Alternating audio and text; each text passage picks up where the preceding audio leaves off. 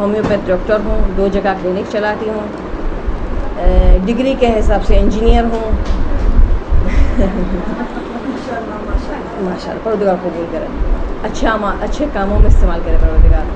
تو مین پروفیشن میرا فزیشین ہے۔ عراق میں پیدا ہوئی، عراق میں بڑی ہوئی، عراق میں انجینئرنگ پڑھی، اور ایڈلٹ ایج میں اچھی خاصی ایج میں یونیورسٹی ختم کرنے کے بعد میں پاکستان آئی، اور پاکستان میں شادی ہوئی، پاکستان میں 2 بچوں ہونے کے بعد ہومیوپیتھک پڑھا، اور اس کے بعد پریکٹس کرنا شروع کیا۔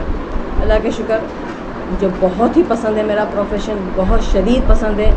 جو میں اس کو جو کہتے ٹائم نہیں ہوتا ہے وہ صرف بہانہ ہے۔ جب شوق ہوتا ہے تو انسان باتھ روم میں بھی کتاب لے کر چلا جاتا ہے کہ وہاں پر بھی 2 منٹ میں کچھ پڑھ ہی لوں گا۔ تو مجھے بہت زیادہ شدید پسند ہے اپنا پروفیشن۔ علم، درس دروس سے واسطہ ماشاءاللہ میرا خیال میں بند ہوگا شاید۔ علم و درس دروس سے واسطہ جو ہے وہ عراق سے ہی تھا۔ میرے ہی وقت میں 80s میں ہی قتل ہوئے تھے شہید باقر الصدر اور بنت الہدا، میرے ہی وقت میں قتل ہوئے تھے، اور اتنی ہی سختی، اتنا ہی سامنا کیا تھا۔ اللہ کا شکر کہ پروردگار سب سے بڑی نعمت جو مجھے عطا کی ہے، سب سے بڑی نعمت میرے خیال میں انجینئرنگ سے بڑھ کر، فزیشین سے بڑھ کر، اولاد سے بڑھ کر، آئی تھنک سب سے بڑی نعمت جو اللہ نے مجھے عطا کی ہے وہ عربی زبان۔ عربی زبان میری فرسٹ لینگویج ہے۔ اس کی مٹھاس، امام کے الفاظ، حدیثوں کے الفاظ، ایک دعائے کمیل اس کا ترجمہ ہزاروں پڑھے، وہ میرے آپ کے بنائے ہوئے الفاظ ہیں، اور ایک الفاظ جب مولا علی بولے تو اس میں کتنا فرق ہے۔ صلی علی محمد وآل محمد وعجل فرجہم۔ تو قرآن پاک پڑھنا، دعائیں پڑھنا، لوگ دعائیں روزے شب قدروں میں نیند آتی ہے، جھونکے آتے ہیں، مجھے تعجب ہوتا کیسے جھونکے آتے کیسے؟ یہ بمبنگ الفاظ سننے کے باوجود نیند آ جاتی ہے، لیکن مجبوری ہے۔ پروردگار یہ بصارت کھول دے جو ہم مولا علی کے جو الفاظ ہیں اس کو ہم پہچان لیں۔ بہرحال یہ سب انٹروڈکشن تھا، بھلے یہ سب ٹھیک ہو جائے۔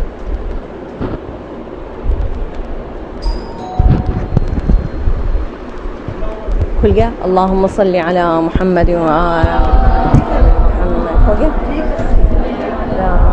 محمد وآل محمد وعجل فرجہم۔ ایک چیز جو میں نے بہت شوق سے رائز کرنا چاہتی ہوں، میں نے بتایا، ہو گیا؟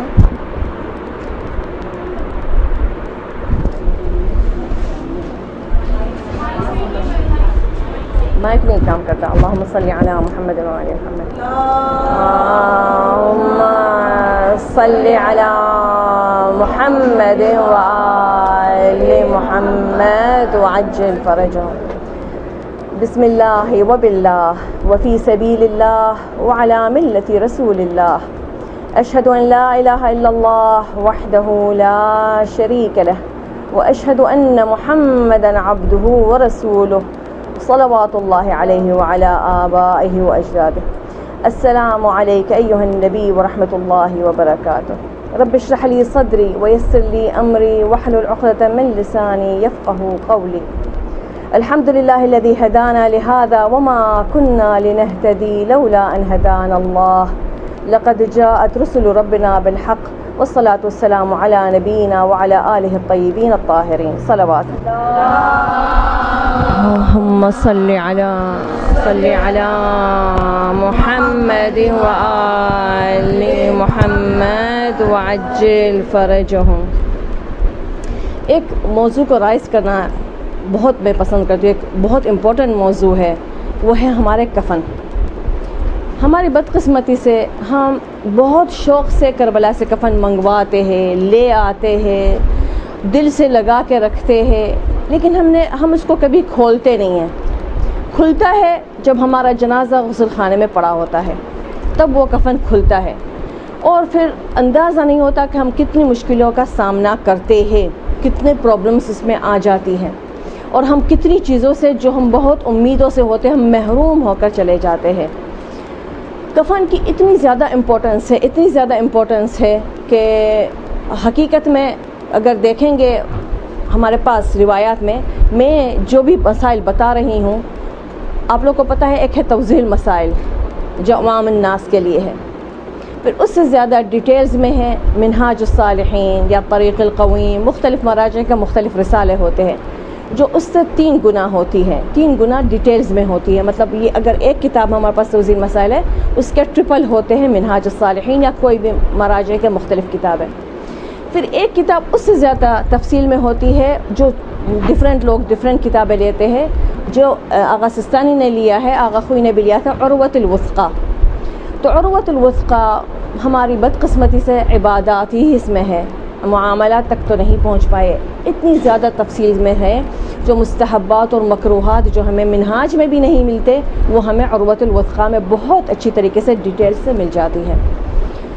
تو جو بھی مسائل، اور بلکہ میرے پاس جو فوٹو کاپی ہے وہ بھی عروۃ الوثقی کی ہی فوٹو کاپی اور وہ عربی میں ہے، آغا سستانی کے ویب سائٹ سے لیا ہے، جس کی وجہ سے اس میں جو ان کا فتویٰ ہے، جس مسئلے پہ ان کا فتوے میں اختلاف ہے تو وہ فتوے کے اختلاف کو بھی نیچے بیان کر دیا ہے حاشیے میں کہ ان کے پاس مستحب ہے، میرے پاس احوط ہے، مطلب احتیاط مستحب ہے۔ تو عروۃ الوثقی سے ہم لوگ بات کر رہے ہیں۔ تو عروۃ الوثقی میں جو مثال بتا رہے کہ اجادت الکفن، مستحبہ میں سب سے پہلے مستحب جو بتا رہے کہ کفن ایجاد ہے، جید ہونا، مطلب بہترین کفن ہونا مستحبات میں سے ہے۔ اور مثال کیا دے رہے؟ کہہ رہے کہ امام اپنے 7ویں امام علیہ السلام، اللہم صلی علی محمد ان کا کفن اتنا بہترین تھا کہ 2000 دینار، اس زمانے کے 2000 دینار، یو کینٹ امیجن، بہت زیادہ بڑی رقم ہے، بہت بڑی رقم ہے 2000 دینار، اور اتنے 100 سال پہلے۔ تو امام کا کفن اتنا مہنگا، اتنا اچھا والا تھا، کیونکہ اس کے اوپر پورا قرآن شریف بھی لکھا ہوا تھا۔ اور روایت بھی یہاں پر بیان کی ہے کہ ان الاموات یتباہون یوم القیامہ باکفانہم، میت جو ہے، اموات جو ہے، مردے روز قیامت ایک دوسرے سے تفاخر کریں گے اپنے کفنوں پر، تو دیکھ میرا کفن کتنا اچھا ہے، تو دیکھ میرا کفن کتنا اچھا ہے، میرا اتنا اچھا ہے، میرے اس پہ اتنا لکھا ہوا ہے، ایک دوسرے سے تباہی کریں گے۔ اگر ہم تھوڑا سا کمپیئر کریں، اور میں ڈیٹیلز سے بہت بچنے کی کوشش کروں گی، کہ اگر ہم لوگ ایک زمانے میں ہاتھ سے سلائی کڑھائی کرتے تھے لوگ، تو جو خواتین اپنے ہاتھ سے کڑھائی کرتی تھی تو اپنے جہیز کے لیے چادریں، پتہ نہیں کیا کیا کڑھائی کر کے رکھتی تھی، اور ابھی تو شادی کو شاید 10 سال ہے، اور 10 سال سے جو بھی مہمان آتا تھا اس کے سامنے نکال کے وہ چادریں، وہ جو کڑھائی کرتی دکھاتی تھی۔ کیوں دکھاتی تھی؟ تباہی، تفاخر کہ مجھ میں اتنا زیادہ سلیقہ ہے اور میں اتنا اچھا بنا سکتی ہوں۔ تو روز قیامت یہی حال ہوگا، جو اپنے ہاتھ سے اچھا بنایا ہوا ہوگا وہ اسی طریقے سے تباہی و تفاخر دوسرے کو دکھائے گا۔ تو افسوس کی بات ہے کہ ہم جو سب سے زیادہ شادی کا جوڑا کس پہ کتنی محنت کرتے ہیں، لڑکیاں کتنا خواب دیکھتی ہے، میں سفید پہنوں گی، نہیں میں لال پہنوں گی، نہیں میں پنک پہنوں گی، نہیں میں فلانا والا، میں فلانا کامدنی والا، فلانا ایسا، کتنا خواب دیکھتی ہے، حالانکہ کتنی دیر پہننا ہے؟ 4 گھنٹے، 5 گھنٹے، جاؤ 12 گھنٹے، بس پھر اس کے بعد کبٹ میں ہی سڑتا رہتا ہے۔ لیکن یہ کفن جو اس کے بعد عمر ہی نہیں ہے اس کے بعد کہ کب تک وہ پہنے رکھیں گے، مطلب ایک خاص وقت ہی نہیں ہے اس کے لیے، ان لمیٹڈ ٹائم تک ہم پہنتے رہیں گے، اس سے ہم اتنے غافل ہیں۔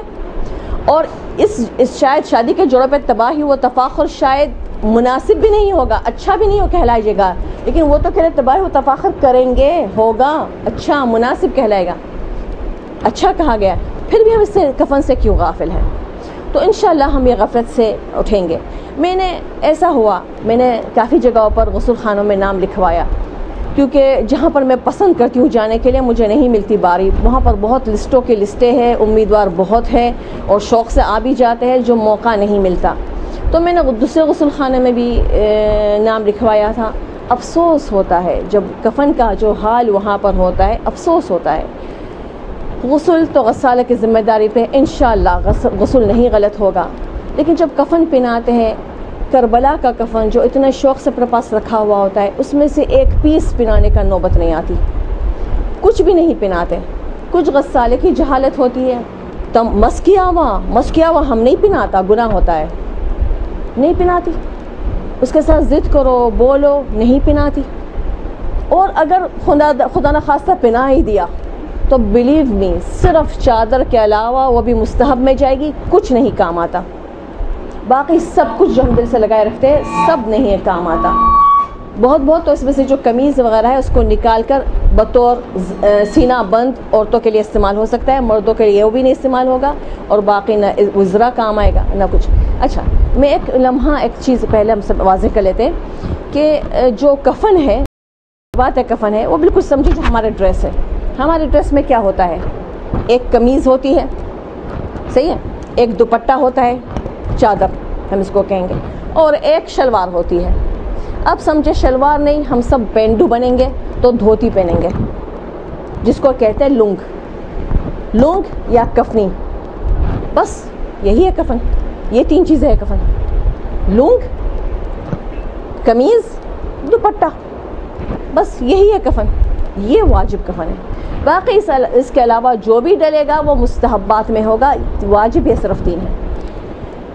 جو قمیض ہے وہ والا فیشن جو ایک دم سے پاؤں تک آ جائے، وہ والا فیشن ہے، پاؤں تک بالکل فیٹ تک آ جائے. ہاں، آدھی پنڈلیوں تک واجب ہے، وہ اس پہ آپ کو پتہ ہے، دیکھا ہوگا، سر گھسانے کے لیے چھدا ہوا ہوتا ہے اور پھر وہ سر میں پہنا جاتا ہے اور بالکل پاؤں تک نیچے تک آ جائے، یہ مستحب ہے. کفنی یہ ہو گئی، ایک قمیض ہو گیا. جو لونگ ہے وہ ناف سے پاؤں تک یا آدھی پنڈلی تک واجب ہے. مستحب ہے کہ پسلیوں سے لے کر پاؤں تک، مطلب وہ جو لنگ ہے وہ لمبی ہو، پسلیوں سے لے کر پاؤں تک ہی، آدھی پنڈلیوں تک واجب ہے. ہم اس سے بچ کر مستحب لے جاتے ہیں. جب دنیا کے اتنے ہزاروں گز کپڑے ہم کھا پی گئے تو وہ ایک آدھا گز کے لیے کفن پہ ہم کنجوسی کریں گے. تو پاؤں تک. چادر اب سمجھے ہم لوگ جس طریقے سے ٹوفی کو باندھتے ہیں اس طریقے سے 2 سرانے سے ٹوفی کی طرح بننی چاہیے، اور چادر اتنی چوڑی ہونی چاہیے کہ اگر کوئی بھاری جسم ہے تو ایک دوسرے کے اوپر آ جائے. اپنا سمجھو وہ اپنا دوپٹہ ہے لیکن ہم اس کو لپیٹا جائے گا، باندھا جائے گا ہمارے اوپر. بس یہ 3 چیز واجب ہیں. اور اگر جا کر انشاءاللہ یہاں سے اپنے پاس جو کفن ہے وہ کھول کے دیکھیے گا، آپ لوگ کے پاس 100% کفنی نہیں ملے گی، ازرا نہیں ملے گا، جو لنگ نہیں ملے گی، قمیض 100% نہیں ملے گا. اتنا چھوٹا سا قمیض ہوتا ہے جو پتہ نہیں کس طریقے سے پہنا جائے گا، گھٹنوں کے اوپر بھی ہوتا ہے یا بہت گھٹنوں تک. تو ہمیں یہ چیز آخر کیا ہوتا ہے جب ہم غسل خانے میں پہنچتے ہیں، اپنے وہ کفن جس کو ہم نے دیکھا نہیں تھا زندگی میں، تو وہ کفن بغل میں باندھ کر رکھا جاتا ہے، سینے پر رکھ لیا جاتا ہے کہ ہماری امانت ہے. اور سب سے نیا سرا، بالکل نیا کفن غسل خانے سے پہنایا جاتا ہے، جس پہ نہ ہم نے کچھ محنت کی ہے، جس کو ہم نے کچھ بھی نہیں کرایا ہے، نہ مس کرایا ہے، نہ اس پہ کچھ کوشش کی ہے. جو ہم سے انجانا ہے، ہم سے وابستہ نہیں کفن، وہ بالکل کوڑا کفن ہم پہنتے ہیں، اور وہ کفن سمپلی ہمارے سینے پہ لپیٹ کر رکھ دیا جاتا ہے. تو اب تصور کریں کہ ایک لڑکی، اس کی شادی کا دن ہے اور وہ 2.5 لاکھ 3 لاکھ، آج تو پتہ ہے کیا دام سے بن رہے شادی کے جوڑا، 2.5-3 لاکھ کا جوڑا بنا رہی ہے، اتنا مہنگا، اتنا اچھا، اور بغل میں باندھ کر، بغل میں لگا کر بیٹھی ہے شادی کے دن، اور پہنا ہوا لون کا سوٹ. کیسے لگے گا؟ فائدہ ہے اس کے بغل میں رکھنے کا یہ سوٹ؟ پھر کائے کے لیے بنایا اتنا مہنگا سوٹ؟ تو اب تصور کریں ہمارے ساتھ یہ ہو رہا کیونکہ ہم غافل ہیں کفن سے اپنے. تو کفن اپنے گھر میں جا کے ضرور کھول کے دیکھیے گا. تو پہلا پوائنٹ ہم نے کہا کہ کفن بہترین ہو اس کے، اور مہنگا ترین ہو. سیکنڈ جو ہے مستحب ہے، دیکھو واجب نہیں ہے کہ کفن کاٹن کا ہو، مطلب واش اینڈ ویئر جائز نہیں ہے، نہیں جائز ہے، لیکن مستحب ہے کہ کاٹن کا ہو، مستحب ہے. اچھا، سفید ہونا بھی مستحب ہے، سفید ہونا بھی مست نہیں ہے. اب کوئی سفر میں ہے، ہمیں سفید کفن نہیں مل رہا، جو بھی کپڑا ملے گا اسی سے کفن کر دیا جائے گا. سفید ہونا مستحب ہے. بل یکرہ المصبوغ ما عدا الحبرہ، بلکہ جو رنگا جاتا ہے، جو کفن رنگا جاتا ہے، رنگا ہوا فاسٹ کلر جس کو ہم کہتے ہیں، ایسا رنگ جس سے رنگ چھوڑتا ہے، وہ مکروہ ہے. ایسا کفن مکروہ نہیں ہونا چاہیے. تو سفید ہونا مستحب ہے، باقی کوئی بھی کلر کی اجازت ہے. فاسٹ کلر والا مکروہ ہے. ما عدا الحبر، حبر کس کو کہتے ہیں؟ انک کو کہتے ہیں. مثال کے طور پر میں نے انک سے اس کے اوپر لکھا ہے یا انک سے لکھا ہوا ہے اور پھر وہ پھیل گیا، اس کے اوپر پانی گرا، اس کے اوپر کوئی چیز ایسی گر گیا کہ وہ انک پھیل گیا، تو وہ کیا پھیلا؟ حبر پھیل گیا نا، حبر انک. تو انک اگر پھیل گیا یا انک سے اس کے اوپر رنگ آ گیا ہے یا وہ انک سے میں نے اس کے اوپر لکھا ہے، تو بالکل اس میں کراہیت نہیں ہے، اس میں کراہیت نہیں ہے. بلکہ فی بعض الاخبار ان رسول اللہ صلی اللہ علیہ وآلہ محمد وآل محمد وعجل فرجهم کا کفن فی حبر حمراء کفن فی حبر حمراء، کفن فی حبر مطلب انک، حمراء ریڈ کلر کی انک سے لکھا ہوا تھا ان کے کفن پر. اس کا مطلب اگر ہمیں اس پہ چلنا ہے تو مستحبات میں سے کیا ہوا کہ ریڈ انک سے لکھا جائے. ریڈ انک کہاں سے لائیں گے؟ ایون بال پین بھی ریڈ انک ہے، انک پین میں بھی ریڈ بھرا جائے وہ بھی ریڈ ہو جائے گا، مارکر وہ بھی ریڈ انک ہے، یہ سب ریڈ ہے، اس سے لکھا جائے. اصل میں جو زعفران والی بات، وہ زعفران والی بات تو نہیں ہے جو ہمارے پاس یلو ہوتا ہے، لیکن وہ اور زعفران اتنا گہرا رنگ بناتا بھی نہیں ہے. کبھی زعفران سے لکھ کر ٹرائی کرے، زعفران کا رنگ کپڑے پہ تو کیا چڑھے گا، کاغذ پہ بھی نہیں چڑھتا. اتنا ڈارک کلر جو ہمارے پاس کفنوں میں ملتا ہے وہ یلو کلر ہی تھا.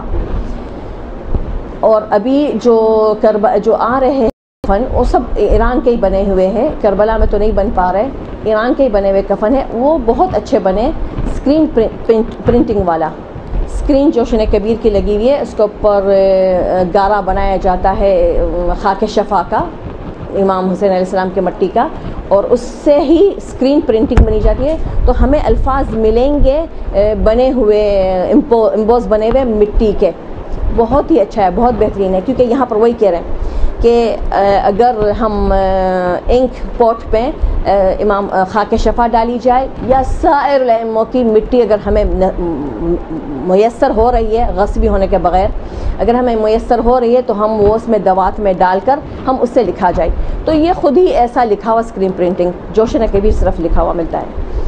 اچھا، ان یکن من خالص المال، پاک اور پاکیزہ طاہر مال سے، لا یکن من المشتبہات، ان یکون من الثوب الذي احرم فيه او صلى فيه، وہ لباس میں سے ہو، مستحب ہے اس کا بن جائے کفن جس لباس سے اس نے احرام پہنا. اب ہم خواتین تو احرام نہیں پہنتے، لیکن جیسے بھی میں حج کے لیے جا رہی ہوں اپنی قمیض کفن کی جو ہے میں ساتھ لے کر جا رہی ہوں. میں نے اس کو عاشوراء کی رات کو بھی پہنا، پچھلے سال پاکستان میں تھی تو عرفات کے اعمال میں پہنا، اور اب انشاءاللہ میں عرفات کے میدان میں بھی وہ پہنوں گی. قمیض پہن سکتے ہیں نا؟ ہاں ٹھیک ہے، وہ احرام کا پیس نہیں بنے گا، لیکن وہ میں اعمال میں میرے خاص موقع پہ، شب قدروں پہ میں جاگتی ہوں، پوری رات محنت کرتی ہوں، پورے دن عرفات میں عبادت کرتے، اعمال کرتے، رقت طاری ہوتی ہے، تو میں وہ کفنی کیوں نہ پہنوں؟ کفنی پہنوں اور اس کو گواہ بناؤں کہ میں کتنا توبہ و اللہ کی رحمت کے لیے میں نے دعائیں مانگی ہوں، اور کتنے میں نے سجدے کیے، کتنے میں بھوک پیاس غربت کی عالم میں روزہ رکھے ہوئے پروردگار کے سامنے میں بھیک مانگتی رہی. یہ میری قمیض کو میں گواہ بناؤں. تو مستحب ہے. یا تو پھر وہ صلی فیہ، یا تو پھر اس میں جس میں نمازیں پڑھ رہے ہیں. مثال کے طور پر جب مخنے سے میں احرام کروں، وہ مخنا پھر میں نماز میں بھی استعمال کروں اور نماز میں بھی اس سے پڑھتی رہوں، تو نماز کا بھی مخنا. اب ہم کہیں گے نہیں وہ تو پرانا ہو جائے گا. آغا مراشی کے وصیت نامے میں نے کہا ہے کہ میرے ساتھ میرے جان نماز کو بھی دفن کیا جائے، اگر وصیت نامے آپ نے وہ پڑھا تو اس میں پھر نوٹ میں لکھا ہے کہ وہ ایک جائے نماز کا ایک ٹکڑا تھا. اس کا مطلب جن کا جو پرانا جائے نماز تھا اس میں سے ایک ٹکڑا، جو ہر جائے نماز نہیں ہوتی تھی لیکن ایک ٹکڑا، یہ والا ٹکڑا اس کے اندر ڈالا جاتا تھا. تو وہ سارے جائے نماز بدلتے رہتے تھے نہیں، لیکن یہ والا ٹکڑا سب میں وہی گواہ، ان کے سالوں کی نماز 40 سال کرے تو سالوں کی نمازوں کی گواہی کا ٹکڑا یہ جائے نماز. تو اگر ہم لوگوں کے پاس یہ احرام کا پھر نماز اس میں پڑھتے رہے پھر اس کے بعد پرانا پوسیدہ ہو گیا تو اس میں سے جو پائیدار ٹکڑا ہے میں نے جو پسند کیا ہے ٹکڑا میں سامنے کا ہی ٹکڑا کاٹوں گی کیونکہ اسی سے نماز شب کے دوران یا رکعت طاری ہونے کے دوران ہم اپنے آنسو اسی حصے کو سامنے والے حصے کو اٹھا کر اپنے آنسوؤں کو صاف کرتے ہیں. تو اس میں اپنے پتہ نہیں کتنے آنسو ہیں اور روایت یہی کہتی ہے کہ ایک خدا کا خوف کا آنسو ایک قطرہ آنکھ کی جہنم کو بجھا دیتی ہے. جہنم کی آنکھ کو کوئی نہیں بجھاتا. ایک توبہ کا آنسو ایک خوف خدا کا آنسو. تو ہم نماز شب کے دوران پتہ نہیں خدا کرے سچے دل سے وہ آنسو ہمارے تقوی کے ساتھ اگر ہم بہا رہے ہیں اور ہم وہ اپنے مخنے پہ صاف کر رہے ہیں تو اس مخنے کو چاہتے ہیں کہ وہ گواہ رہے. تو یہ وہ کہاں کا وہ قمیض ہو. پھر اس کے بعد ضابط ہے جو مخنے جو اب مجھے پہنائیں گے مرنے کے بعد تو وہ واجب حصہ نہیں ہوگا وہ مستحب حصہ ہوگا کیونکہ مستحب ہے کہ عورتیں ان کے بال تو کھولے جاتے چوٹی تو نہیں بنائی جاتی. پھر وہ بالوں کو ایک ٹرائنگل پیس باندھا جاتا ہے تاکہ بال پھیلے نہیں. پھر اس کے اوپر مکھنا یا چادر پہنایا جاتا ہے. تو اگر میں نے وصیت میں لکھ لیا ہے وصیت بنانا بہت امپورٹنٹ ہے تو وصیت میں لکھ لیا ہے یا کم از کم میرے کفن میں پیس لکھ دیا ہے کہ میرے جائے نماز میں جو مکھنا ہے یا میرے یہ جو رکھا ہوا فلانی جگہ مکھنا وہ ضرور میرے کفن میں میرے کفن کے ساتھ مجھے پہنایا جائے. تو اس طریقے سے اگر کفن میں کم از کم ایک کاغذ پہ لکھ کر رکھا جائے اور کسی کو وکیل بنایا جائے کہ آپ میں یہ چیزیں جمع کر کے میرے کفن میں ڈال دینا تو اس طریقے سے ہمارے وکیل جو ہے وہ ذمہ دار ہو جائے گا. اس کو ہم نے بتا بھی دیا ہے کہ کہاں پر رکھا ہوا کون سا والا ہے ہمارا مکھنا. تو وہ مکھنا مستحب میں ہوگا تو بھلے سلا ہوا ہوگا تو وہ ہمیں پہنایا جائے گا پہنا دیتے ہیں کفن میں. اچھا پھر اس کے بعد ان یلقى علیہ شیء من الکافور او الذریر. تو ظاہر بات ہے یہ تو جب جب کفن پہنا رہے ہوتے ہیں میت کو تو اس کے اوپر تازہ کافور ڈالا جاتا ہے. ٹھیک ہے نا. اور ایک یہ ذریر ہے جو آج کل کے زمانے میں پہچان ہی نہیں پاتے کہ ذریرہ کیا ہے. ٹھیک ہے نا. تسمى بذریرہ بعد التبرک بتربت قبر الحسین. امام حسین علیہ السلام کی تربت کا تبرک اس میں ڈالا جائے. امام حسین علیہ السلام کی قبر خاک شفا قبر میں ڈالنے کے لیے روایت بتاتی ہے جس سے یہ مستحبات آئے. ایک روایت بتاتی ہے کہ ایک خاتون بہت گنہگار تھی بہت خراب گنہگار تھی. اس کے گھر والے امام کا زمانہ تھا تو اس کے گھر والے اس کو دفن کر کے چلے جاتے تھے. دفن کر کے جاتے دوسرے دن جب آتے تھے دیکھتے وہ زمین سے باہر ہے قبر سے باہر ہے. پھر دفن کر دیا پھر چلے گئے. پھر دوسرے دن آئے پھر دیکھو وہ قبر سے باہر ہے. امام کے پاس گئے مولا کیا بات ہے ہم اس کو دفن کرتے ہیں یہ نکل جاتی ہے قبر میں سے کون نکالتا اس کو. تو مولا کو تو پتہ تھا. مولا نے کہا ضعوا فی قبرها شیئا من تربت الحسین. کچھ تھوڑا کچھ امام حسین علیہ السلام کی قبر کی مٹی یا خاک شفا کچھ اس کے قبر میں ڈالا جائے. تو کہا جاتا ہے عروۃ الوثقی میں بقدر لبنہ. لبنہ کس کو کہتے ہیں اینٹ کے برابر. تو اینٹ اتنی ہوتی ہے بلاک اتنا بڑا ہوتا ہے اینٹ کم از کم اتنی بڑی ہوتی ہے تو اینٹ کے برابر اتنی مٹی تو خاک شفاس کے قبر میں ڈالا گیا. اس کے بعد زمین نے اتنی گنہگار خاتون کو قبول کر لیا. اللہم صلی علی محمد و آل محمد وعجل فرجہ. اس کے لیے ہمیں خاک شفا جمع کرنا ہے. جو زیور آتا ہے کفن کے ساتھ وہ تھوڑا سا ہوتا ہے اور وہ زیور کی تو کوئی بات نہیں ہے کہ زیور ہونا چاہیے ہار یہ بند وغیرہ ایسا نہیں ہے. خاک شفا ہونے کی بات ہو رہی ہے. تو اگر ہم پوری زندگی میں اور کیا بات ہے پروردگار جوانی میں سب کو نیک ہدایت دے دیں. جوانی کے نماز شب جوانی کے لمبے سجدے جوانی کے وہ آنسو جو خاک شفا پہ بہے وہ خاک شفا کو اگر جمع کیا جائے بطور تربت الحسین علیہ السلام بطور خاک شفا اور وہ کفن میں رکھا جائے تاکہ ساتھ میں دفن کیا جائے. تو اگر ہم پوری زندگی کے بھی خاک شفا خیال رکھنا ہے کہ ایک خاک شفا کو ہی ہم مخصوص کر دیں اور ہم اسی پہ ہی کوشش کریں اپنی نماز پڑھی جائے. ٹھیک ہے ایک پرس میں رکھی جائے ایک گھر میں رکھی جائے جو اس پہ نماز ہم پڑھیں ہر وقت بدلتے نہ رہے. اور پھر ہم وصیت میں یا اپنے کفن میں لکھ لیں کہ وہ خاک شفا میرے ساتھ وہ دفن کی جائے. تو وہ خاک شفا جس کو ہم وکیل بنائیں گے وہ اس کو پتہ ہوگا کہ جان نماز میں ایک ہے کہ ان کے پرس میں ہے، وہ دونوں خاک شفا بھی اس کے ساتھ، اور جو زندگی میں ہم سے ٹوٹ جائے تو ہم اس کے اندر جمع کرتے چلے جائیں، اپنے کفن کے ساتھ ساتھ جمع کرتے چلے جائیں. پھر اس کے بعد یہ تربت حسین علیہ السلام ومسحہ بالضریح، اور مسح کرے، ان کی ذریعے سے مسح کیا جائے کفن کا المقدس، او بضرائح سائر الائمہ، امام کربلا کے، ہم کربلا کے جو کفن کہتے ہیں، کیا اس میں خصوصیت ہے، بلکہ سارے تو ایران میں ہی بن رہے، تاکہ ہم کربلا سے جب خریدیں گے تو ہم مس کریں گے کربلا کے. اصل یہ فضیلت ہے. تو صرف کربلا کے مس نہیں کرنے کی بات کرے، کہہ رہے سائر الائمہ، سارے اماموں کے سے نا. بعد غسلہ بماء الفرات، تو ہم اس سے شدید غافل ہیں. کائے کے بعد بعد غسلہ بماء الفرات، اس کفن کو آب فرات سے غسل دینے کے بعد زیارت کرنا. روایات میں مفاتیح جنان میں دیکھیں گے جو شخص غسل لیتا ہے آب فرات سے، پھر زیارت کرتا ہے مولا کی، تو وہ اپنے گناہوں سے بالکل پاک ہو جاتا ہے. بار بار ان کے زیارت کے فضائل میں سے ہم یہ روایت بار بار پڑھتے ہیں. تو یہ اپنے کفن کو آب فرات میں غسل دے رہے، پھر اس کے بعد ان سے مس کیا جائے اور سارے اماموں سے مس کیا جائے. لیکن ہم غافل ہوتے اس چیز سے، ہم آب فرات سے نہیں غسل دیتے. تو پہلے فرات او بماء زمزم، او یا تو پھر ماء زمزم، لیکن پہلی چوائس کون سی آ گئی؟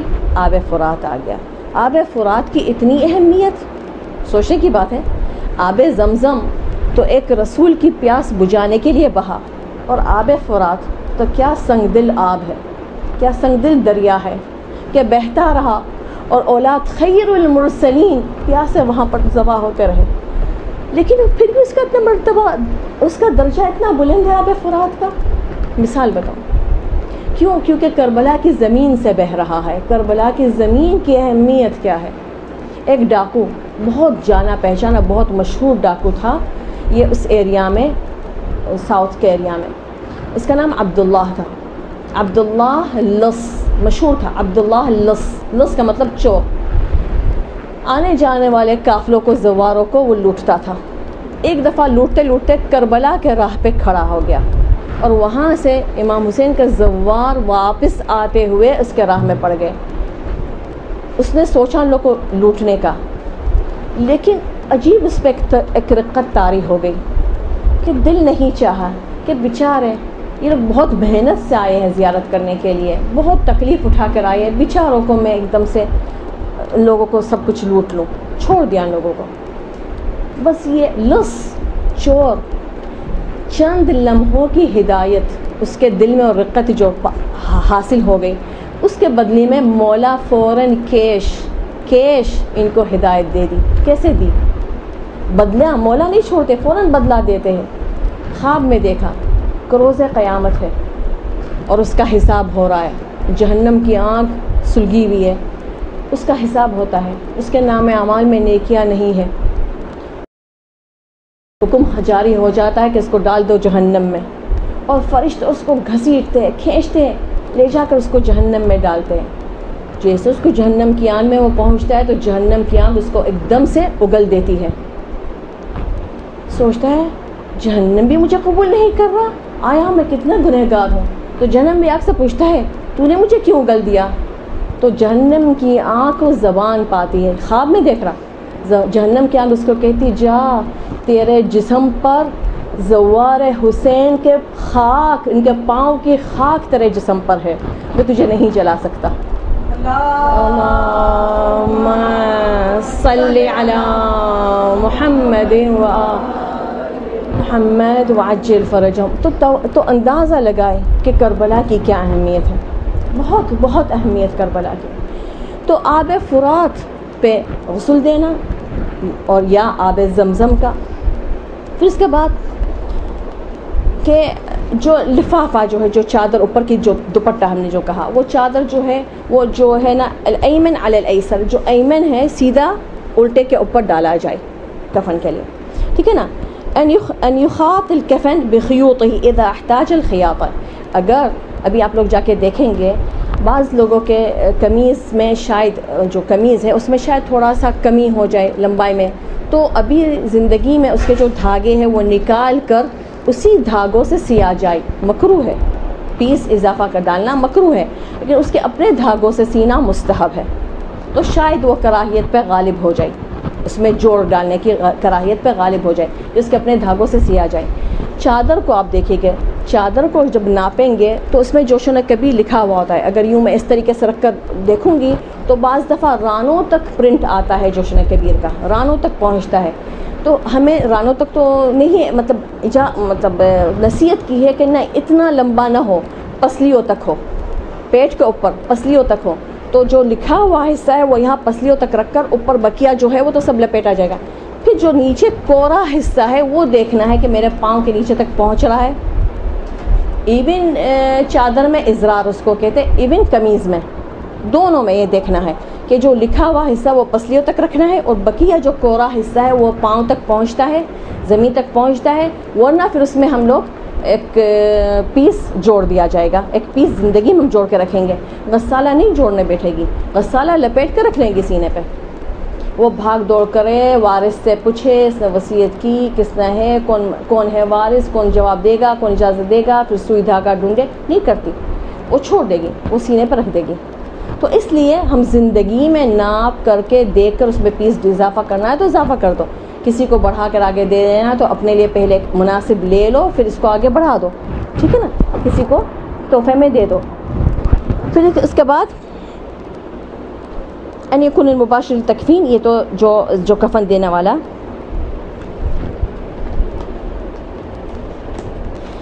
پھر جو ایک ہمارے پاس جب ہمارے پاس کفن آتا ہے تو ہم زیادہ تر ہم کفن کے اوپر دیکھتے ہیں زیارت عاشورہ لکھا ہوا ہوتا ہے، ایک روزہ ڈرائنگ کیا ہوا ہوتا ہے. ڈرائنگ کا نہیں پتہ کہ اس کا کوئی خاص فائدہ تو نہیں سمجھ میں آیا کہیں پر، لیکن بہرحال بنا ہوا ہوتا ہے اور جوشن کبیر لکھا ہوا ہوتا ہے. تو جوشن کبیر لکھا ہوا ہوتا ہے، لیکن اس کے اوپر لکھنے کی چیزیں ہیں.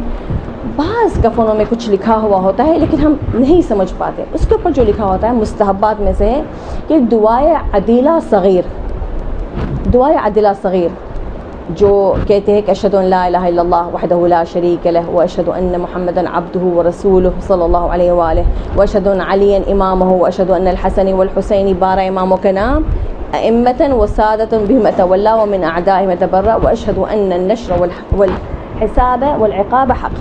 تو اس کو اور مختصر کیا ہوا ہے. تو اس کے پہلے کیا لکھا ہوتا ہے، ایک جگہ خالی ہوتی ہے، ہم اس کو نوٹ نہیں کرتے. بعض کفنوں میں ہوتا ہے، بعض کفنوں میں تو یہ لکھتے ہی نہیں ہے. مستحب ہے کہ یہ دعائے عدیلہ صغیر ایوری پیس پہ لکھا جائے، واجب اور مستحب ایوری پیس پہ.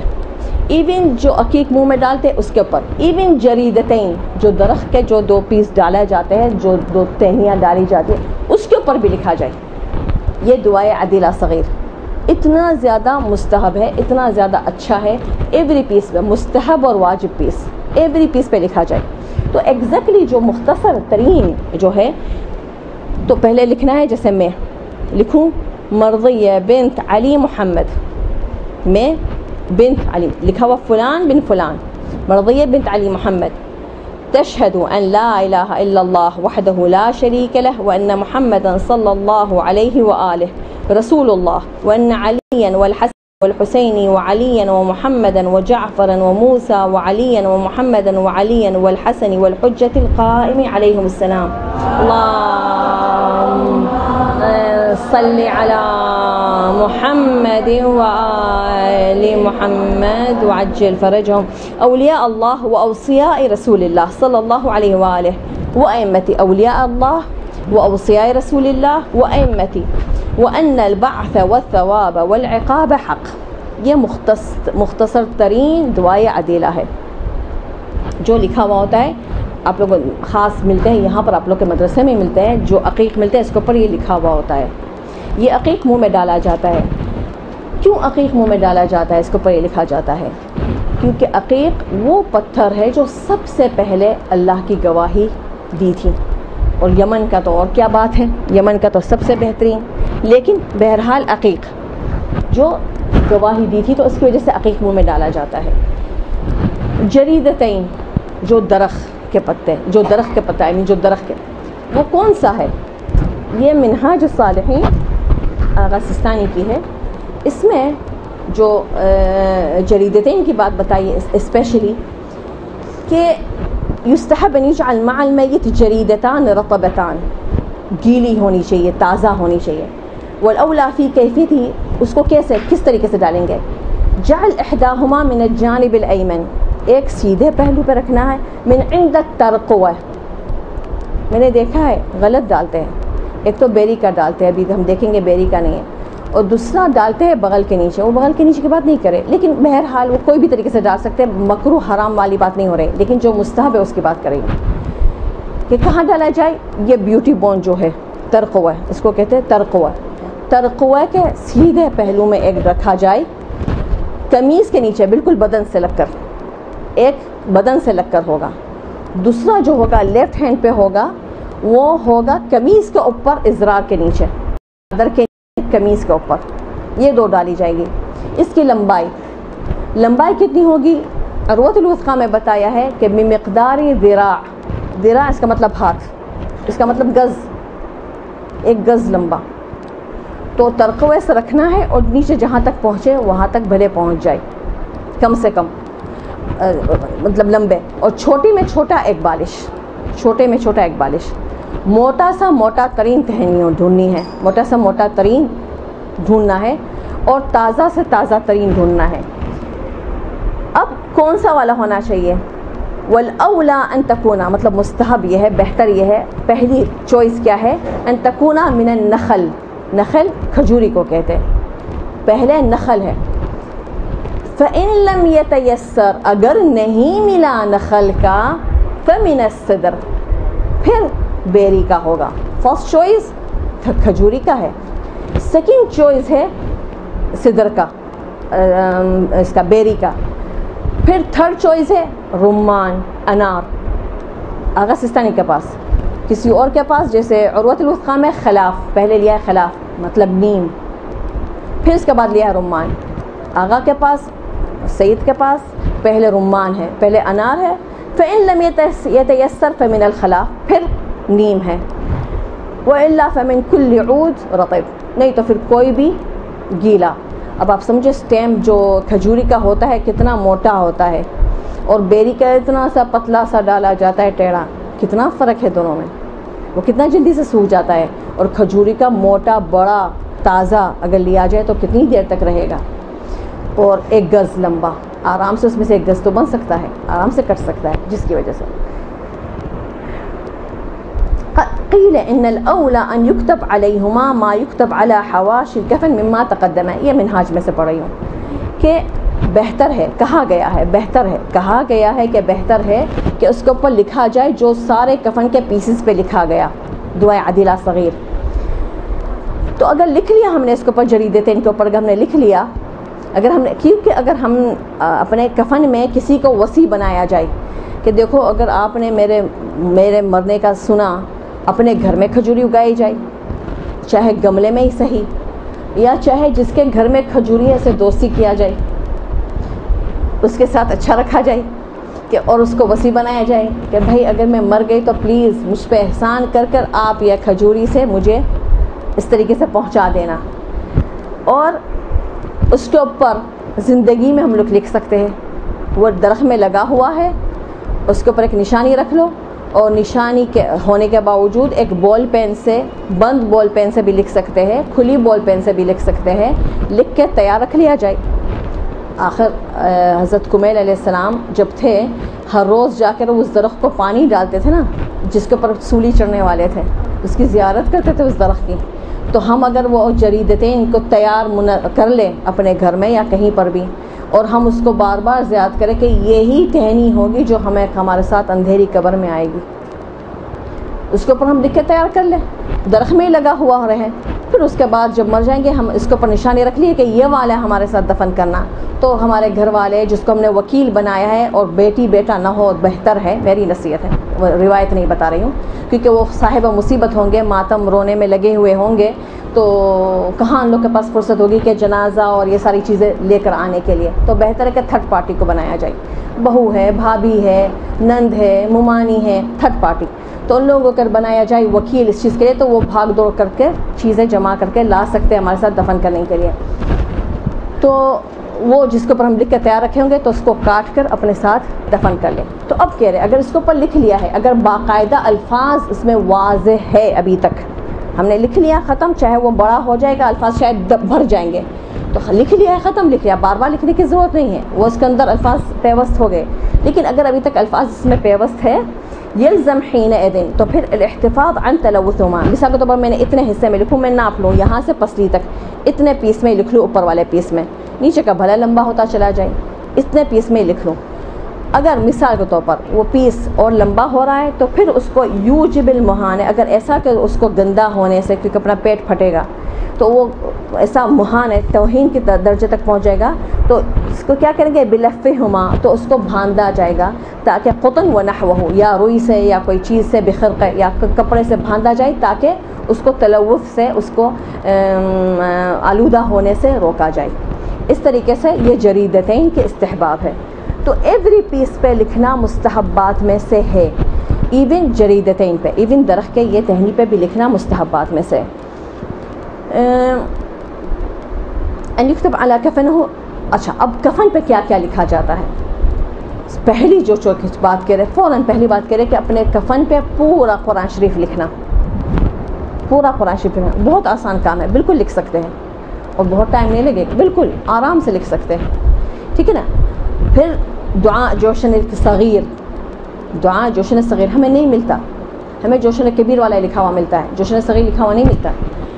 والکبیر, جوشن کبیر. ویستحب کتابہ الاخیر فی جام بکافور او مسک, کافور سے ایسے سے لکھا جائے. ثم غسلہ ورشہ علی الکفن, جو جوشن کبیر ہے وہ اس ایک جام میں لکھا جائے, اور پھر اس کو دھو کر کفن کے اوپر ڈالا جائے, کفن کے اوپر چھڑکا جائے. یہ بھی اچھی بات کہہ رہے ہیں. اچھا, عن ابی عبداللہ الحسین صلوات اللہ علیہ ان ابی, اللہم صل علی محمد وآل محمد وعجل فرجهم, ان ابی اوصانی بحفظ هذا الدعاء وان اکتبه على کفنه وان اعلمه اہل بیتی, کہ میرے بابا نے مجھے یہ دعائے جوشن کبیر کے بارے میں وصیت کی کہ میں اوصانی بحفظ هذا الدعاء, کہ میں اس کو یاد کر لوں, وان اکتبه على کفنه, اور ان کے کفن پہ میں لکھوں, اور میں اپنے گھر والوں کو سکھاؤں. جسٹ امیجن, اگر ہم لوگ رمضان میں جب دعائے جوشن کبیر پڑھ رہے ہوتے, اس سے بہتر ہے کہ اگر ہم ایک لمحہ سوچیں کہ یہ الفاظ جو آج ہم لوگ اتنی روشنی میں, اتنے لائٹ میں سن رہے ہیں, پنکھے چل رہے ہیں, ٹھنڈک ہے, لائٹ ہے, روشنی ہے, مستوحشین نہیں ہے, مانوس ہے, کل یہی الفاظ ہوں گے اور ہم قبر کے اندھیرے میں ہوں گے. یہی الفاظ ہمارے ساتھ اور دوست ہوں گے جوشن کبیر پہ. ہر سال ہم پڑھتے ہیں جوشن کبیر, لیکن کبھی اس لمحہ ہم نے سوچا یہی ہمارے دوست ہوں گے, یہی ہمارے ساتھی ہوں گے وہ قبر میں, اسی کو تو ہم ساتھ لے کر جائیں گے. تو ایک لمحے کے لیے یقین مانے نیند اڑ جائے گی. ایک ایک لفظ سے دوستی کرنی ہے, ایک ایک لفظ سے. یہ ایک ایک لفظ جو آج ہم ایک میں جھونکا آ رہا ہے تو دوسرے سے ہم غافل ہے, تو تیسرا نام جب ذکر ہو رہا تو کیا کھائیں گے, کیا پکائیں گے, کیا خریدا تھا, کیا چھوڑا تھا, عید کی تیاری, ہم وہاں پر کتنے مصروف ہیں. یہ لمحات ایک پکچر کی طرح, آپ لوگوں نے دیکھا اپنے بچپن کی پکچر جب ہوتی ہے, تصویر جب ہم کھولتے ہیں, یا مثال کے طور پر میرے عمر کے خواتین جو یا میرڈ خواتین جو ہے اپنی شادی کی تصویر کھولے گی, جب دیکھے گی تو ایک دم سے وہ پورا ایک ایک لمحہ ذہن میں آ جاتا ہے. ہاں یہ آئی تھی, دیر ہو گئی تھی, یہاں پر ایون وہ فیلنگ دل میں آ جاتی ہے, وہ خوشی کی, وہ رونے کی, وہ غم کی فیلنگ, رخصت کی فیلنگ. تو وہ جو فیلنگ ہے وہ بھی سب ایک دم سے وہ پکچر دیکھتے ہی تازہ ہو جاتا ہے, سب کچھ فیلنگ بھی تازہ ہو جاتی ہے. میں بھی اتنا ہم انوالو ہو جاتے ہیں کہ میں بھی وہ اسمیل بھی ہمیں آنے لگ جاتی ہے. اس لمحات میں ہمیں کیا اسمیل آ رہے تھے وہ اسمیل بھی ہمیں آ جاتی ہے اگر کوئی خاص پروگرام تھی. تو یہ ساری وہ پکچرز ہیں جو ہم اپنے کفن میں پیوست کر رہے ہیں. دعائے جوشن صغیر, دعائے جوشن کبیر ہم سال میں 3 دفعہ پڑھتے ہیں, اتنے توجہ سے, اتنے دل سے, اتنی محبت سے پڑھے. جب ہم اپنے کفن میں دیکھیں گے قبر میں تو ہمیں یاد آئے گی مومنوں کے ساتھ بیٹھ کر ہم پڑھا کرتے تھے اس کو. یاد آئیں گے؟ کہتے ہیں کہ میت جب اذان بھی سنتا ہے تو حسرت بھیجتا ہے کہ جب اذان ہوتی تھی تو میں کیسے غافل ہوتا تھا، یا اذان ہوتی تھی تو میں کیسے نماز پڑھنے جاتا تھا، یا کیسے نمازیں پڑھنے جاتا تا. تو وہ اس کو محسوس ہوگا، یاد آئے گا سب. تو اس طریقے سے اگر جوشن کبیر سے بھی ہمیں ایسے دوستی کرے، جوشن صغیر سے بھی ایسے دوستی کرے، تو ہمیں وہ لمحات دوبارہ تازہ ہو جائیں گے، انشاءاللہ اچھے والے لمحات ہوں گے. تو ٹھیک ہے نا. وَنَكْتُبُهُمْ وَيُسْتَحَبْ أَيْضًا أَنْ يُكْتَبْ عَلَيْهِ الْبَيْتَانِ اللَّتَانِ كَتَبَهُمَا أَمِيرَ الْمُؤْمِنِينَ. دو بیت شعر کے لائنیں امیر المومنین علیہ السلام نے خاص طور پر اللہم صلی علی محمد وآل محمد وعجل فرجہ، خاص طور پر حضرت سلمان فارسی کے کفن پہ لکھا تھا. شعر بہت اچھی ہے، اس کا ترجمہ نہیں ہو سکتا. کیسے کر سکتی اس کا ترجمہ؟ اب میں کہاں سے الفاظ لاؤں جو میرے الفاظ اور مولا علی کے الفاظ برابر ہو سکے؟ ہو سکتا ہے؟ اب آپ تصور کرو ہم کتنے محروم ہیں جب دعا کمیل کی ہم ترجمہ پڑھتے ہیں. کہاں مولا علی کے الفاظ، کہاں بہترین ہمارا. تو اتنے پیارے الفاظ ہیں. وفدت علی الکریم بغیر زاد، کوشش کرتی ہوں بہت عاجزانہ طریقے کوشش کرتی ہوں اس کا ترجمہ بتانے کے لیے، لیکن یقین مانو اس کا کچھ بھی حق نہیں ادا ہو سکتا، نہیں ہو سکتا. وفدت علی الکریم بغیر زاد، میں وفد بن کر آیا ہوں کریم کے پاس، کریم کے پاس، سخی کے پاس. کیسا آیا ہوں؟ بغیر زاد، زاد بغیر آیا ہوں. بغیر زاد، کون سا زاد؟ من الحسنات والقلب السلیم. کون سا ذات، کون سا بھائی سامان؟ حسنات، نیکیاں، نیکیوں کے، والقلب السلیم، صاف ستھرا دل، تقی نقی دل کے بغیر میں آیا ہوں کریم کے پاس وفد بن کر. پھر کہہ رہے وجعل الزاد اقبح كل شيء، اور سب سے بدترین چیز ہے کہ اپنے ساتھ زاد لایا جائے. اذا كان الوفود على الكریم، بدترین چیز اپنے ساتھ زاد لایا جائے اگر وفد بن کر آنا ہے ایک سخی کے پاس. جب ایک سخی کے پاس آنا ہے تو کوئی اپنا زاد ساتھ لے کر آتا ہے؟ کیا ایسا ہو سکتا ہے؟ یہ مولا علی کے الفاظ ہیں، اور عربی میں اس سے زیادہ میٹھا ہے اور اس سے زیادہ اچھا ہے. تو حضرت سلمان فارسی کے خاص طور پر انہوں نے کفن پہ یہ لکھا تھا. اچھا، پھر یہ ہمیں نہیں لکھا ہوا ملتا ہے. اور خاص دو روایتیں خاص طور پر کہا ہے سند کے ساتھ. سند کس کو کہتے ہیں؟ فلان عن فلان عن فلان عن فلان، اس کو کہتے ہیں سند. تو جو ہمارے پاس دو روایتیں ہم اس کو کہتے ہیں سلسلہ الذہب. وہ روایت کا نام ہے سلسلہ الذہب، کیونکہ آپ لوگوں نے سب نے سنا ہے کہ جب ہمارے 8ویں امام صلی علی محمد وآل محمد وعجل فرجہم، تو جب جا رہے تھے مشہد کے طرف تو قوم میں ان کو کھڑا کر دیا گیا، ان کو روکا گیا. اشعری اور دوسرے علماء ان کو روک کر کہا مولا ہمیں کچھ سنائے. تو مولا نے ہماری سے سر نکال کر پورا پہلے سند بتایا. عن ابی، میرے بابا، ان کے بابا سے، ان کے ایک ایک کا نام لیتے لیتے لیتے رسول اللہ کے نام. عن جبرائیل عن اللہ تعالی. کون سا والا روایت؟ سب کو زبان یاد ہے، لا الہ الا اللہ حسنی فمن دخل حسنی امن عذابی. تو یہ والی روایت مولا نے بھی صرف روایت نہیں بتائی، مولا نے پورا سند پڑھا. اور کون سا سند پڑھا؟ اپنے بابا و اجداد کا سند پڑھا، ایک سے ایک. تبھی تو اس کو کہا جاتا ہے سلسلہ الذہب، سونے کا سلسلہ، سونے کا چین. پورا جو چین ہے وہ گولڈ کا ہے. تو یہ سند، یہ والی روایت اور دوسری والی روایت، یہ والی روایت بھی یہی سلسلہ الذہب ہے. اس میں بھی پورا سند جو ہے وہ سارے اماموں کا ہے. پھر آخر وہی روایت کہ لا الہ الا اللہ حسنی فمن دخل حسنی امن من عذابی. اور جب وہ تھوڑی سی چل پڑی، اما بشروطها وانا من شروطها، لیکن اس کے شرطوں کے ساتھ اور میں اس کی شرطوں میں سے. اور سیم یہی روایت کہ حدثنا احمد بن الحسن القطان قال حدثنا عبد الكريم بن محمد الحسيني قال حدثنا محمد بن ابراهيم الرازي قال حدثنا عبد الله بن يحيى الاهوازي قال حدثنا ابو الحسن علي بن عمرو قال حدثنا الحسن بن محمد بن جمهور کر کے ساری روایت پھر اماموں کا سلسلہ شروع ہوگا تو پھر وہی آ جائے گی عن جبرائیل عن میکائیل عن اسرافیل علیہم السلام عن اللوح والقلم قال يقول اللہم عز وجل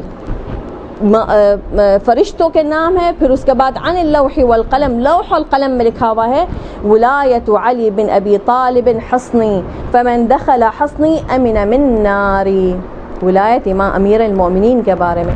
تو یہ جو سند ہے یہ لکھا جائے کفن کے اوپر یہ سند لکھا جائے. ہمیں نہیں ملتا، ہمیں لکھنا چاہیے، یہ ہمیں لکھ کر یہ تیار کرنا چاہیے، نہیں ملتا.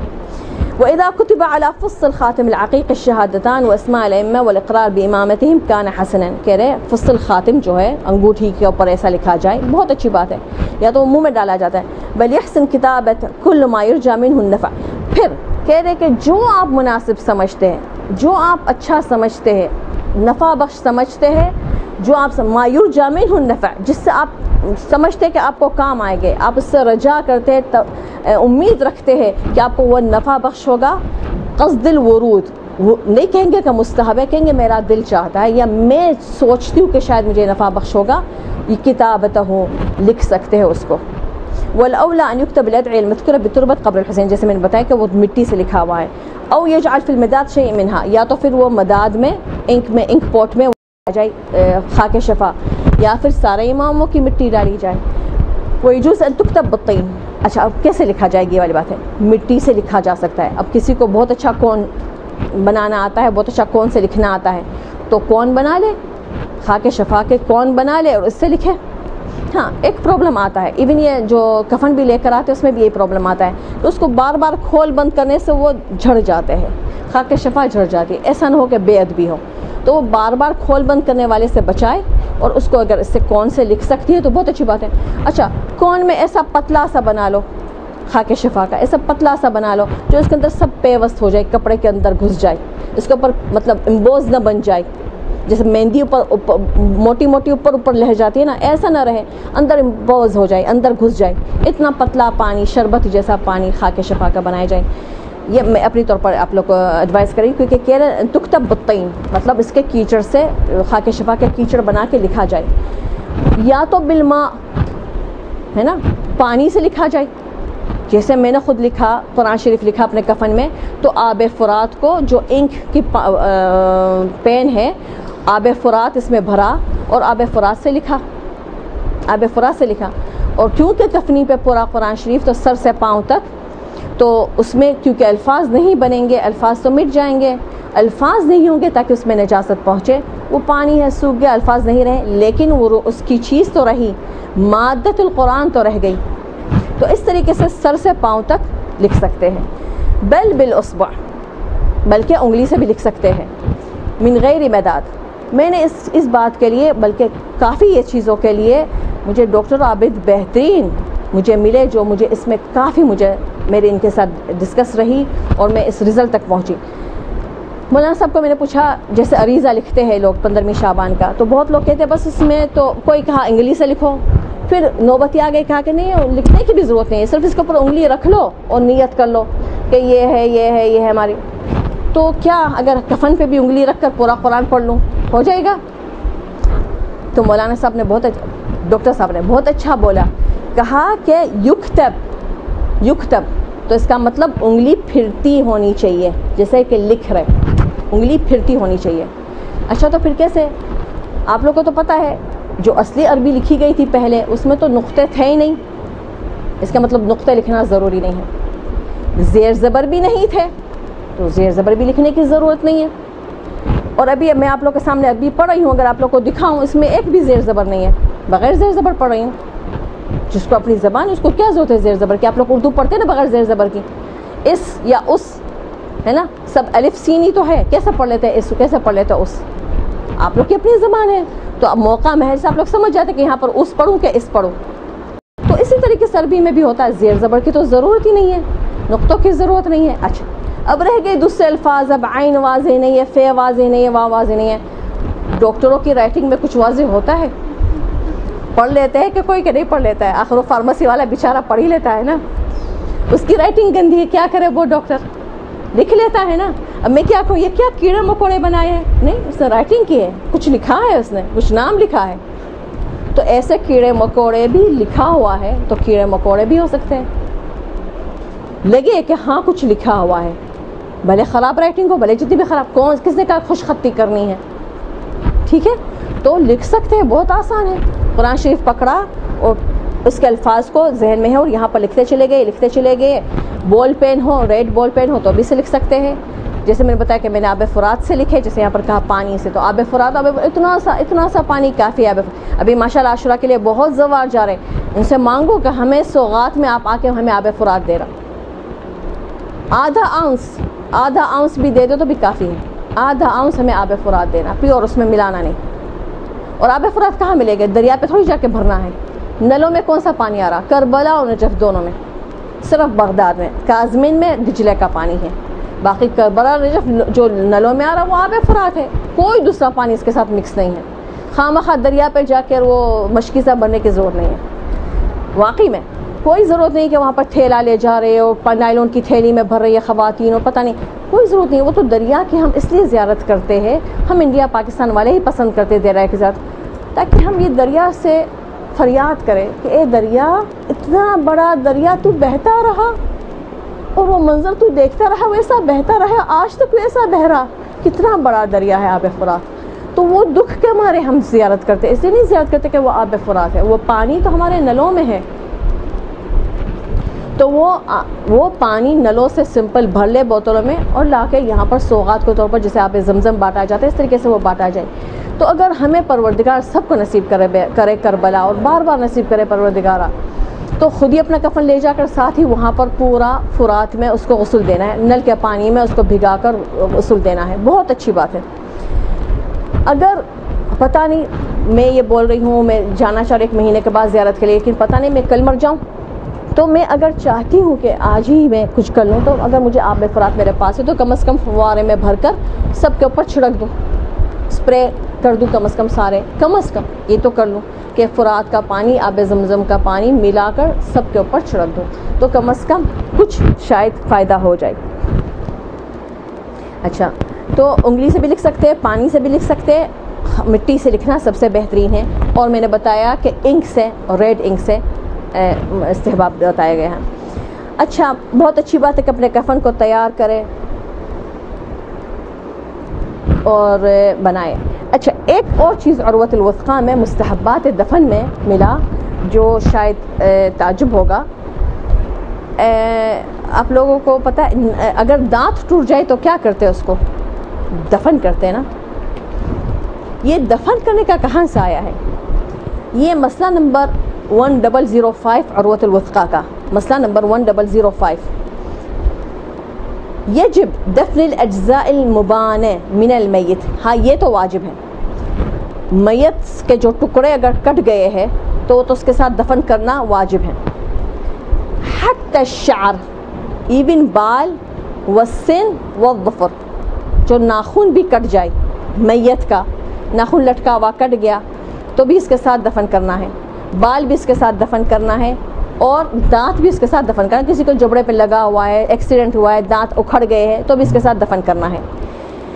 وَأَمَّا السِّن وَالظُّفُرُ مِنَ الْحَيِّ فَلَا يَجِبُ، لیکن زندہ سے سن، ظفر، دانت، ناخن یہ جو واجب نہیں ہے زندہ کا دفن کرنا.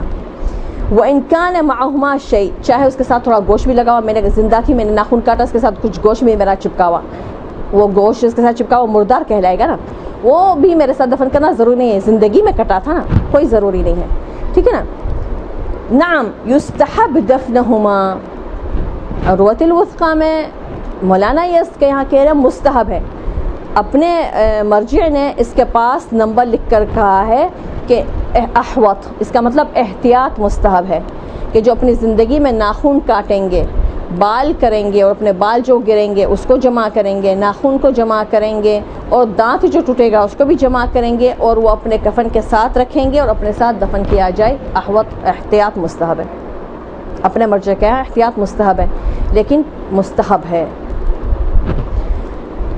کیوں؟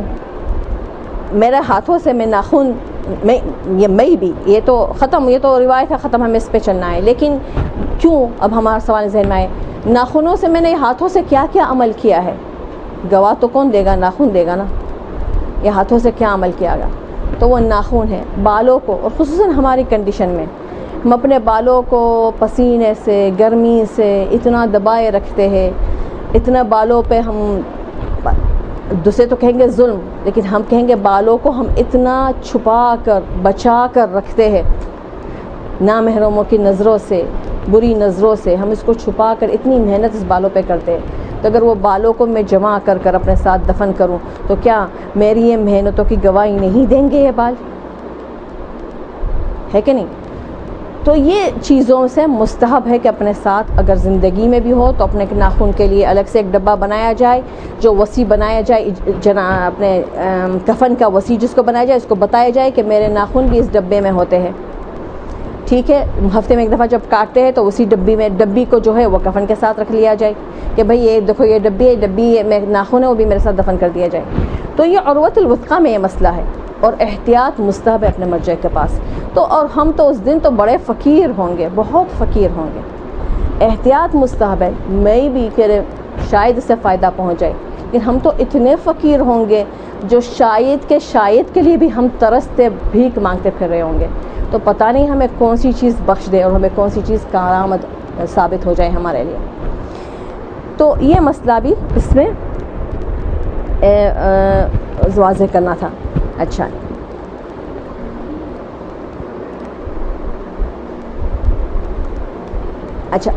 ایک ہے جو میں نے کوئی غسل خانے میں یہ چیز نہیں دیکھی ہے کہ مستحبات میں سے ہے کہ کفن پہنانے کے بعد اس کو تلقین کرایا جائے، کفن پہنانے کے بعد غسل خانے میں ہی اس کو تلقین کرایا جائے کہ اسمع اللہ ربک محمد رسول صلی اللہ علیہ وآلہ علی امام، اس طرح کی جو تلقین پڑھائی جاتی ہے بہت پیاری ہوتی ہے، ہمیں زندگی میں بھی بعض لوگ کہتے ہیں کہ اچھا لگتا ہے، زندگی میں ہم پڑھتے ہیں، تو وہ تلقین کرایا جائے کفن کے بعد۔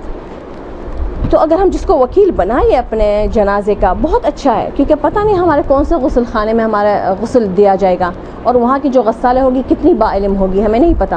تو ایک با علم خاتون کو اگر ہم وکیل بنا دیں کہ دیکھو آپ میرے جنازے کے وقت میرے کفن غسل کو دیکھنا کیسے چڑھایا جا رہا ہے ہمارا کفن، میں نے آنکھوں سے دیکھا، اس کو لنگ جو پہنائی گئی تھی بولتی رہی، کچھ نہیں سنا، مانی نہیں، جو اس کو لنگ پہنائی تھی وہ واجب بھی پورا نہیں کر رہی تھی، گھٹنوں کے تک تھی، گھٹنوں سے نیچے ہونا چاہیے تھا، پنڈلی آدھی پنڈلی تک واجب تھا، اس کا واجب بھی کمپلیٹ نہیں ہو رہا تھا، میرا بولنا بیکار تھا، ہچ،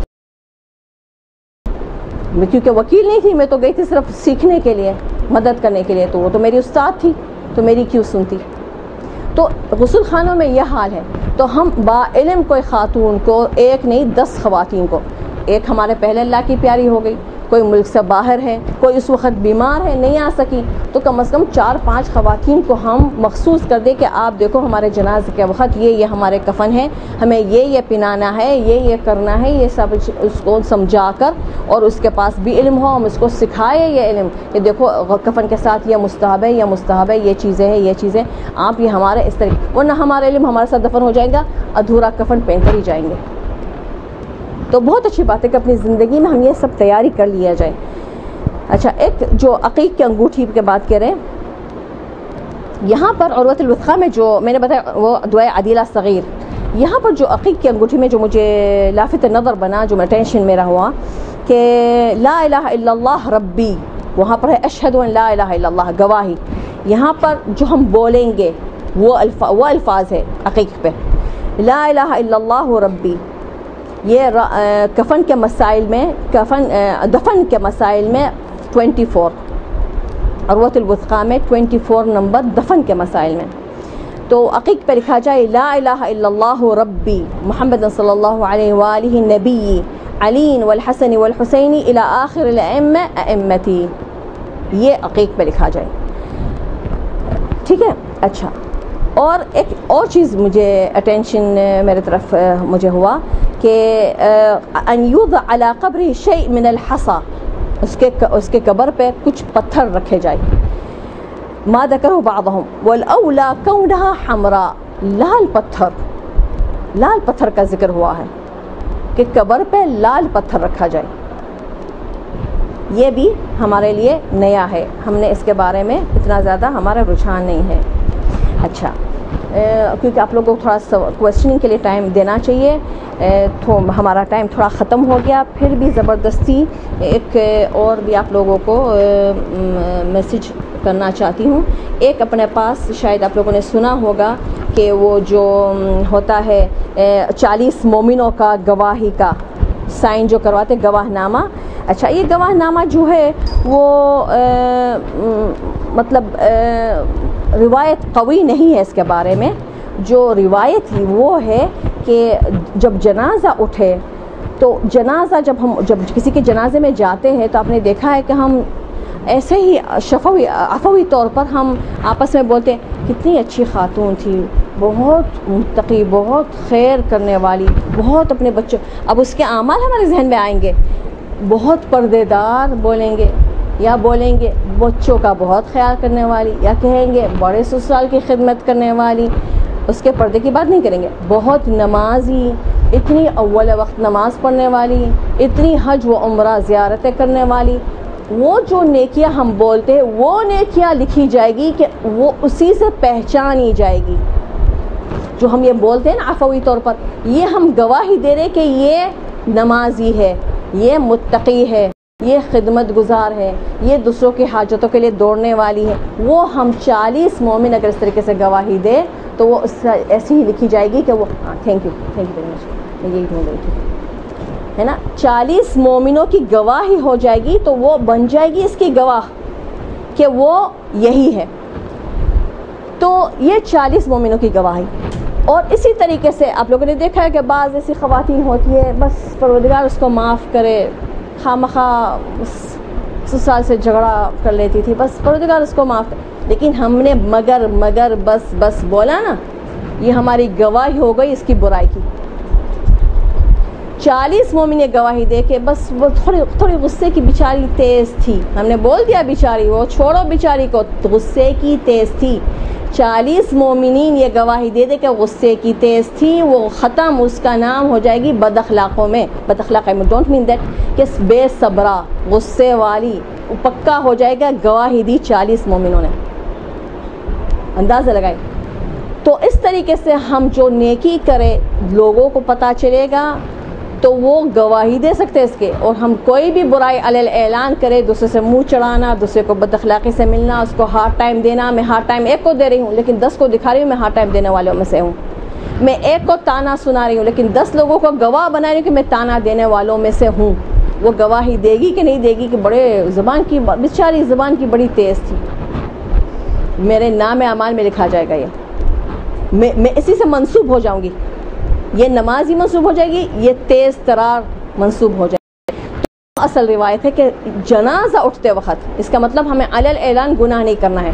لیکن مثال کے طور پر میں کہیں پر چلی گئی، انشاءاللہ زیارتوں پہ چلی جاؤں، وہاں پر مر جاؤں، تو وہاں پر مجھے 40 مومن میرے پہچاننے والے شاید مجھے نہیں ملیں گے. اب میں کہاں سے گواہی میری کوئی دے گا؟ تو اس لیے اپنے اطمینان قلب کے لیے علماء نے اس طریقے سے نام اعمال آپ لوگوں نے دیکھا ہوگا. اور یہاں پر جو بیگ کفن کی بنائی، اس میں اس کا بنایا، بہت اچھا بنایا ہوا ہے. میرے پاس کاغذ کا تھا جو میں دکھانے والی تھی سیم یہ، لیکن یہ دیکھو کپڑے پہ بنا ہوا ہے، بہت اچھا بنا ہوا ہے. اس کے پیچھے جوشن کبیر، کیونکہ آخر میں نے بتایا کہ آخر وہ کفن تو ہم جو لے کر جاتے ہیں وہ کوڑا کفن لے کر جاتے ہیں. کربلا کا تو ہمیں شاید پہنایا نہیں جاتا، تو اس پہ جوشن کبیر بھی لکھا ہوا ہے، اس میں 4 قل بھی لکھا ہوا ہے، اور اس میں یہ مومنوں کا نام. یہاں پر جو صاف روایت عروۃ الوثقیٰ میں کہا ہے کہ 40-50 مومنوں کا نام سائن لے لو. کس بات پہ سائن لے رہا ہے؟ اللہم لا نعلم منہ الا خیرا. لا الہ الا اللہ کا کیا مطلب؟ کوئی معبود نہیں الا اللہ، اللہ کے سوا. لا نعلم، کچھ نہیں جانتے، الا خیرا، خیر کے سوا کچھ نہیں جانتے. کون کسی کی گواہی دے سکتا؟ میں اپنی نند کو یہ گواہی دے سکتی ہوں؟ اپنی بھابھی کو یہ گواہی دے سکتی ہوں؟ کتنا مشکل کام ہے. لیکن میری دوست کو یہ گواہی شاید دے سکتی ہوں. یہاں پر کوئی خاتون کو میں نے دیکھا، ابھی 1.5 گھنٹے سے میں اس کو دیکھ رہی ہوں، اس کو گواہی دے سکتی ہوں ہاں یہ تو بڑی نیک ہے.